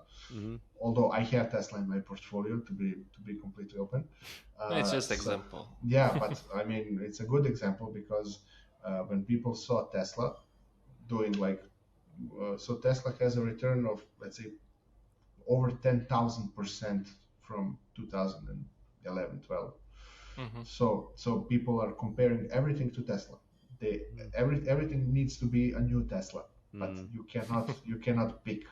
The chance of you picking a new Tesla is less than 0.01%. Because I mean, even if you are a proficient investor, then I mean you simply have low chances of picking quality stocks. Also, even there is Buffett admits this. Yeah, exactly. So Warren Buffett, the famous investor, went, I believe that was like 30 years ago, went to an event on Wall Street and held a speech in front of, let's say, elite investment managers. And during his speech, he said, if any of you wants to bet, I believe, $1 million, so the bet was, if any of you can outperform an S&P 500 index in the next 10 years, I will give you $1 million. And no investment manager took his bet. Because they knew it's impossible. Exactly. So you can outperform in a year by chance, but in the long term, you cannot. Simply because people are, let's say, emotional beings, and basically you are bad at making rational decisions. Always will be. Yeah. Onat, something from your side? Yeah, actually, I want to talk about a bit on the YouTube channel. Oh, sure. Because you have a really significant amount of people following you. I don't know about the environment in Serbia and YouTube, but for Turkey, it's a good number of people. And how did it start, and what is your plans right now and for the future as well? We can talk about it. Oh, sure. So everything started actually. So Dusan knows. So I'm a member of an alumni club. So basically, when I was younger, I went to an internship in Germany, and so people that came back from internships are now basically like part of an alumni club of that program. And it's really hard to describe it, and not people think it's a sect or something. But yes, exactly. So, in one of the activities in that alumni club is a segment where alumni are holding presentations to other interested people. And when I mentioned that I'm investing, like at my, let's say, my free time, people were interested, and I held a small workshop to explain what I'm doing and everything. And people were, let's say, very excited. And that was one of the more, I believe the highest attendance from all workshops was at my we have different workshop. ones. We have about robotics, we have about childcare, something like. But this one was really people. Personal finances. Finally, I can solve my issues. Jolly is a savior. He's our angels. so that's the event where people told me that you should really start talking about this like more openly, and that was the spark that started everything. So that's the reason that I even started my YouTube channel. So I believe, so maybe Dusan will call Sasha, for example, to be a guest. Sasha Markovic, he's on our list. He was the program manager. So basically he was one of the people who told me that you should really start talking about this more actively. So I started talking about it on YouTube. Of course, first people to subscribe were people from the program and let's say personal friends. But again, it started spreading and gaining more popularity organically. So I wasn't paying for commercials on YouTube, everything. So everything was organic. I'm really grateful that things happened the way they did. I started maybe, let's say, the channel started in August of 2020, so during COVID times. So I was basically riding the trend of increased interest in investing. Although I'm not talking so much about crypto, so I believe that maybe the channel would be more popular if it had more crypto related topics, simply because younger people are more inclined to invest into crypto. As one that said sexy, it's more sexy.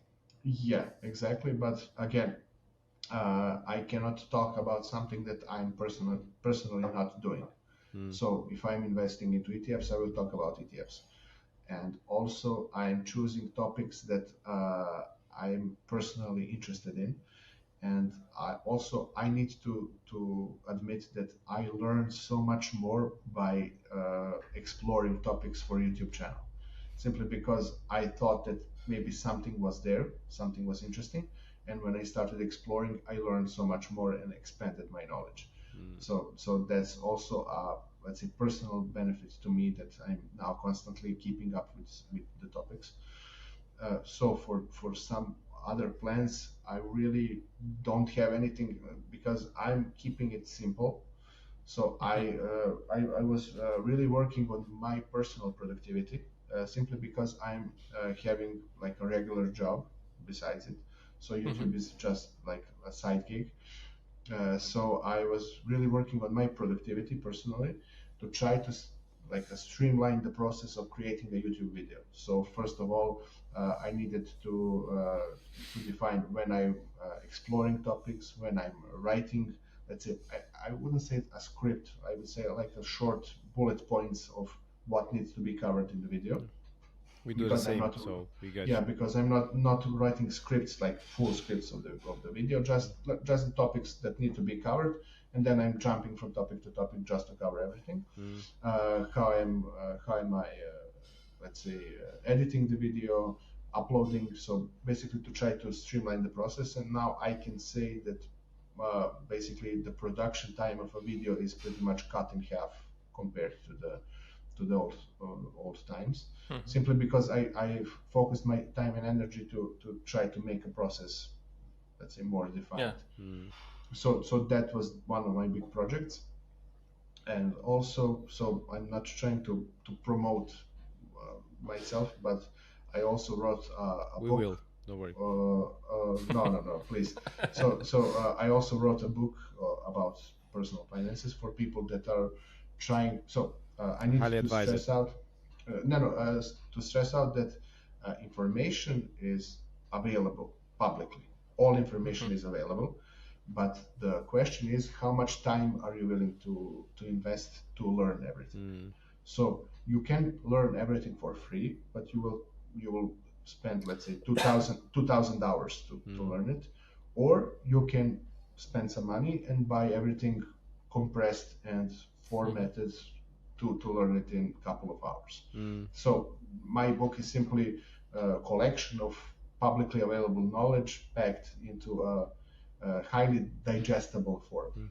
Plus, I need to stress out and to add, it's really easy to read, and it's less than 100 pages, and it's really like A4 format, and it's like really not thick at all. And it's only unfortunately in Serbo-Croatian, but if you could at least make it in English for other people in the Balkans, it would be really use for them, because it's not only focused on Serbian market. So yeah, but yes. So again, for example, I am talking about, let's say, tax aspects of investing. I forgot. So if I wanted to transfer it to let's say English, to make it available everywhere, then I need to research every country just to cover all aspects, and that will be time consuming, and then it will lose some of the, let's say, readability, simply because you need to cover everything. So for example, there are countries where investing through international brokers is forbidden, so I need to cover that. And then if you have a chapter that starts with investing, and then you have option A this country, option B this country, I mean, it loses some of the readability. And so one of my plans is to so the book was published 2 years ago, and one of my goals is it digital or like no like an ebook uh-huh. So, but I mean, I published it, so I made my own website and everything. Yeah. So one of my goals is to update the book until the end of the year. You can find the link in the description. Yeah. Thank you. I mean, you don't really, mention it. you Continue. Really don't have it. Yeah. So when you have million people reached, then you can say thank you and buy us a drink. But now it's okay. Thank you. So one of my goals is to update the book, and basically one of my policies that I will try to honor as much as possible. So every buyer of the book, the first edition, will get the second edition for free, simply because you bought it, so it's yours. So even if I update it, you get access to the knowledge from the new book.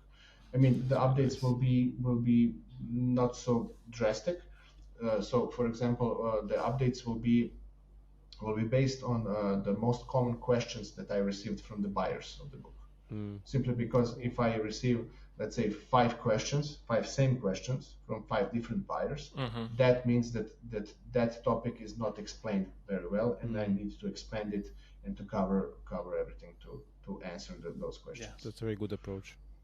Yeah, so I mean, I tried to explain everything as good as I can, but of course, if you see questions, then you need to answer them. So that's the plan until the end of the year, and also I'm now experimenting with some form of shorts, like YouTube shorts, YouTube reels, and I will also try. I mean, I will experiment with it, and when I make 20 or 30 shorts videos, I'm planning to open a TikTok, so I don't have a profile there, simply because I found out that a lot of younger generation is simply using TikTok and nothing more. Yeah. So I will try to get a reach there and maybe transfer some of those people to YouTube channel. Yeah. So again, YouTube channel is my main focus, and also I have problem with shorter videos, simply because some of the financial concepts cannot be explained in under a minute. So that's a big problem for me. So I can only make like teaser videos in order to convert those people to come to the main channel and to see the whole video. We understand. We're trying our best with the same thing. We are trying to make as much as possible, like I say, effective reels in order to get them, because the episode itself, we at first want to make like a 45-minute episode tops. Then we see that it can last for hours, and then we try to compress it in 1 hour and a half, 2 hours tops. But people, don't have the time, and we get it, and then we try to get them with the reels. So it's natural. Everybody does it. So exactly, you're not anything special. Yeah. The other day, I was watching a video with Jerry Seinfeld. He had a online series, Comedians in Car Getting Coffee, and he was having some conversation with YouTube, one of the managers in YouTube, and the manager said people's attention maximum reaches like 30 minutes, and which is like 5 years ago, I guess. Now it is even shorter. 7 seconds, I guess. So now it is like with TikTok and YouTube and everything with shorts, reels, it is shorter, and now it needs to be more compressed, and it is impossible to fight against that. Yeah, so you need to have those effects, those sound effects, some text popping up, everything, just to keep people invested into watching your video. So it's like entertaining a baby, like I'm here, like exactly.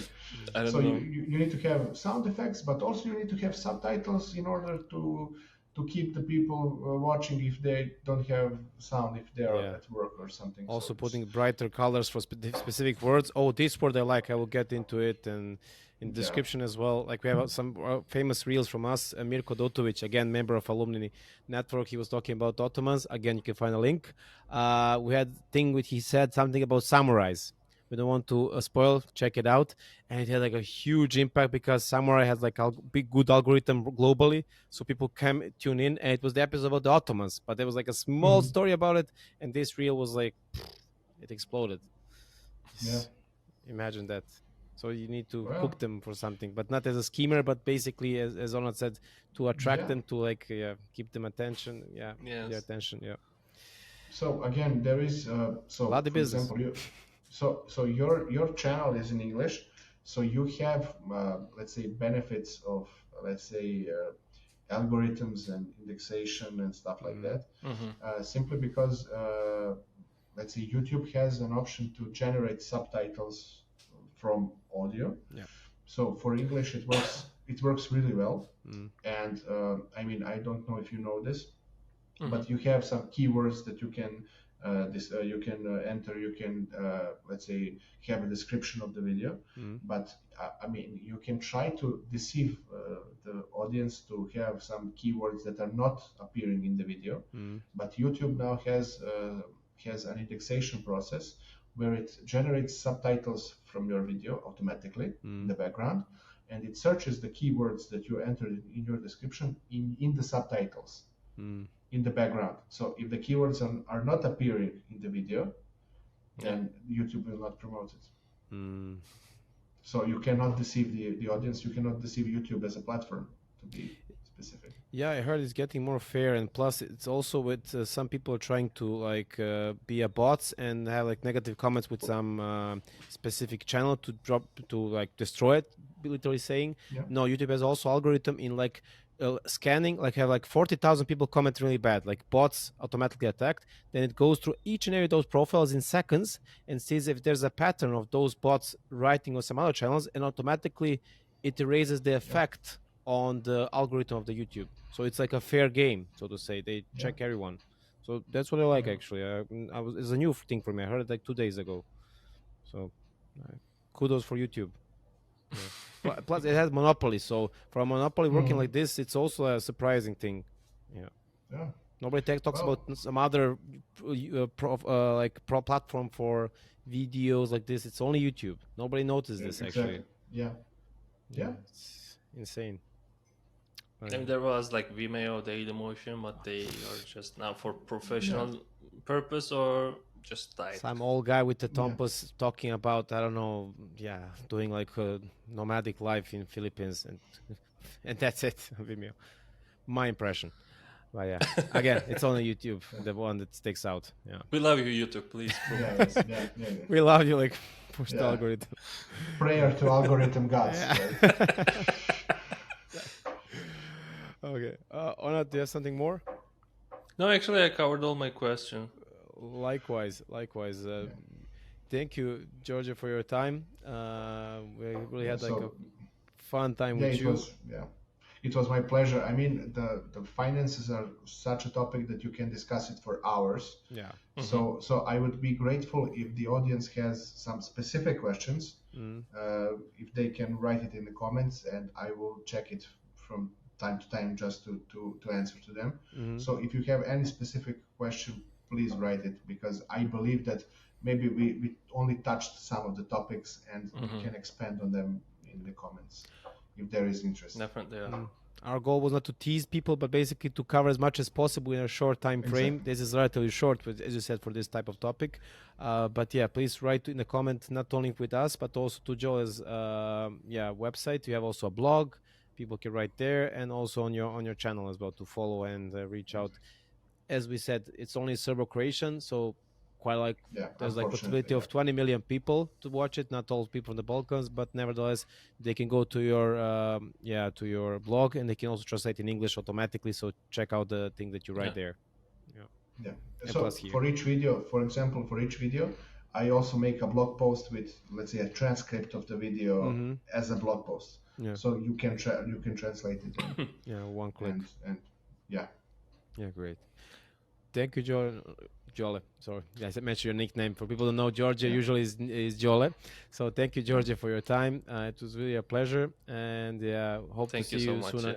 Yeah, in person. Yeah. So thank you. It was my pleasure. Thank you. Yeah. So this is the end of our episode. Thank you, everyone, for watching. Yeah. And please subscribe, like, and also, as you just said, put your comments, your questions. Whatever came up your mind. If you hated the video, also write. It's also push the algorithm. Not only that, we know what to fix next time. If you don't say yes, we don't fix it. Then we accept anything. Thank you for watching. Yeah, and until till next episode. See you, everyone. Yeah. Bye. Bye bye.